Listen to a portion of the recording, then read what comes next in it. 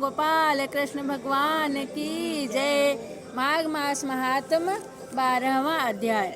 माघ मास में स्नान दान का फल। इस अध्याय में माघ में जो स्नान दान किया जाता है उसके फल के बारे में बताया गया है। इतनी कथा सुनकर राजा दिलीप कहने लगे, हे ऋषिवर, माघ स्नान में ऐसा कौन सा विशेष गुण है जिसके एक बार करने के प्रभाव से विकुंडल स्वर्ग में चला गया और दूसरे के प्रभाव से अपने भाई कुंडल को स्वर्ग में भिजवा दिया। कृपा करके यह भली प्रकार वर्णन कीजिए। राजा दिलीप के ये वचन सुनकर महर्षि वशिष्ठ जी कहने लगे, हे राजन, जल स्वभाव से ही पवित्र होता है, निर्मल और जीवन स्वरूप है, इसलिए वेदों में जल को साक्षात नारायण स्वरूप कहा गया है।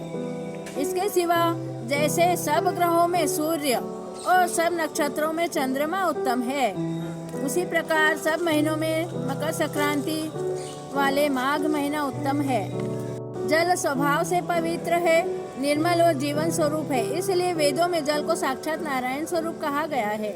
इसके सिवा जैसे सब ग्रहों में सूर्य और सब नक्षत्रों में चंद्रमा उत्तम है, उसी प्रकार सब महीनों में मकर संक्रांति वाला माघ महीना उत्तम है, क्योंकि इस महीने में हेमंत ऋतु का अंत और बसंत ऋतु का शुभ आगमन होता है।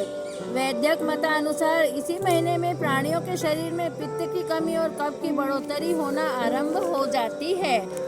हे वैश्य, हे राजन, जब मकर राशि पर सूर्य स्थित होकर उस समय 5, 7 या 2 ही दिन विधि विधान से स्नान करने से शुक्ल पक्ष के चंद्रमा के समान पुण्य फलों की बढ़ोतरी हुआ करती है, क्योंकि मकर संक्रांति वाला तमाम महीना अत्यंत पवित्र और उसकी किसी भी तिथि में स्नान और दान आदि करने से मनुष्यों के पाप और तापों की शांति हो जाती है। अब मैं आपके सामने माघ स्नान की विधि का वर्णन करता हूँ, सावधानी से सुनो हे राजन। श्रेष्ठ मनुष्यों को कोई न कोई व्रत का नियम अवश्य धारण करना चाहिए।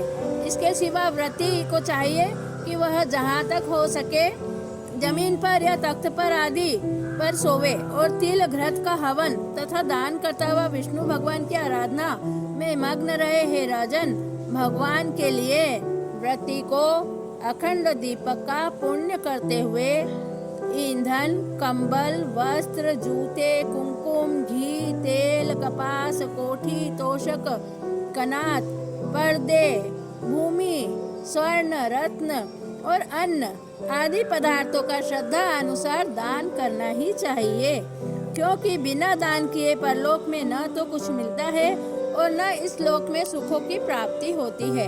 हे राजन, इस प्रकार परमेश्वर की प्रार्थना करने के बाद चित्त को एकाग्र करता हुआ विष्णु जी का ध्यान करें। ऐसा करने से पाप तापों की शांति और अक्षय सुख की प्राप्ति होती है।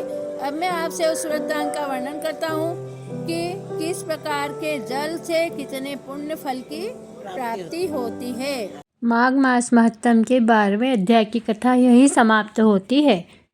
वीडियो अच्छा लगा है तो आप मेरे चैनल को जल्दी से सब्सक्राइब कर लीजिए। जय श्री कृष्णा।